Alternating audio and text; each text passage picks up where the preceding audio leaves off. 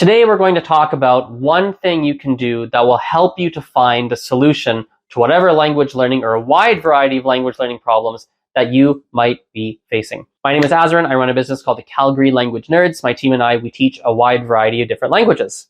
If you'd like to work with myself or anyone on my team, please go to the link in the description box of today's episode, and I'd be more than happy to chat with you and see if we can help you out. I've been thinking recently that a lot of language learning challenges that people face can be fixed with one single strategy, which is more attention. More attention. What does that mean? Well, I'll give you some examples. Sometimes people tell me they struggle with pronunciation. And well, the answer to that is when you talk, you have to pay more attention to how you talk, to make sure that when you're talking, you are paying attention to say, I want to try to pronounce this language as clearly as possible. And you're not just talking automatically. Right? I'll give a quick story about this. When I was learning, and I still am learning, but at one point when I was learning Gujarati, I realized that when I was growing up learning that language, because I was raised with it, I didn't really distinguish between three separate sounds. I couldn't hear the difference. I could pronounce all three, but I couldn't really hear the difference when others spoke. And as a result, when I would say words that had one of these three letters, it's kind of like an R, a D, and an L, kind of like an R, D, and an L, and they sound pretty similar. At least to me, they did. And I would randomly use those three letters in words. So if a word is supposed to have an R, I might say it with an L. I might say it with a D. If it had a D, I might say it with an R instead. I didn't know. And so what I did is when I would talk, I had this one instructor at the time, and almost every time when I said a word with a D, R, and L, I would stop and I would say, wait, I'm very sorry. Does that word have a D, an R, or an L? I don't know which one it is. And she'd say, oh, that one is an R. Oh, really? I thought it had a D. Weird. Okay, that's an R word. Okay, great. Keep talking. I'd say another word with a D, R, or L. Stop. I'd be like, wait, stop. Does that word have a D, an R, or an L? And she would go, oh, that one's an L. That one's an L? Oh, wow. She would say a word, and I'd go, oh, wait, stop. Does that word have a, you just said a word. You said that one. Does it have a D, an R, or an L? Which one is it? I didn't hear it clearly. I was paying more attention to fixing that pronunciation problem that I was facing. I gave more attention to it, right? Or another example could be something like this. With sometimes people might struggle with, they have these words in their brain and they want to be able to use them, but they find that they're not using them as much. It's just not coming out, even though they might understand them or the words are in their brain. Well, two things. First of all, understand that doesn't really go away, because even in your first language, you use way fewer words than you actually know, right? There's a passive vocabulary, which is all the words you know, and you only use a tiny fraction of those words anyway. So that they understand that that's always going to happen. That's just how it is. But then also you might, if you do find that, okay, I'm not articulating myself in the most precise way, I actually do want to work on this. Well, the answer again might just come down to attention. It might just come down to, okay, look, when I talk, I'm going to slow down.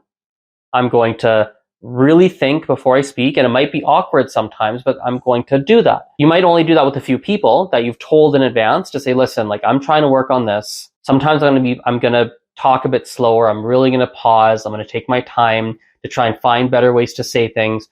Please be patient with me. And fair enough, right? Or it could be that you pay more attention, but you do it at home.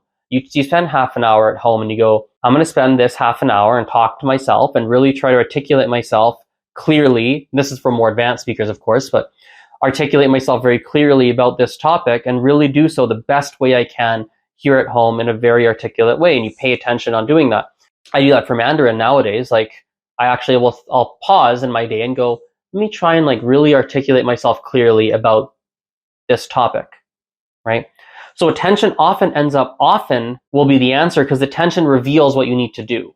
That's what it is. I think attention reveals what you need to do, because when you pay more attention to it and you say, okay, like, I'm going to give this my time, energy, and focus, you start to realize what answers are there. You start to realize what you need to do to then fix that problem. And often, not always, but often the answer might be like, I need to go learn more about how to fix this problem. Like, I don't think I know enough about the topic, right? It could be that. Or the answer could be, literally, this is something I've been doing for a little while now, and it's really helpful for me. I basically operate on a points-based system on my days now, and it really helps me. What does that mean, points-based system? I give myself points for categories. I've decided upon categories of my life that are important to me. A lot of them are work related. And I'll say, like, I'll give myself a point. So like when I make a piece of short form content, I get a point, and actually write it down on my phone. Yeah, I scored a point. Woo! Right? And so what that's done for me, and I figure that out mostly through attention, I would say, at least in part, by paying attention, because the answer sort of happened. I didn't really get this idea exactly from one person. It's like I was paying attention to it. I got different ideas. I put them together, and I came upon the system. And what this system helps me solve is I used to avoid, I still do to an extent, but I would avoid very overwhelming jobs and overwhelming tasks. I would avoid them because they were hard. But now when I see an overwhelming task, I think, ooh, overwhelming task means I can score maybe 20 points here.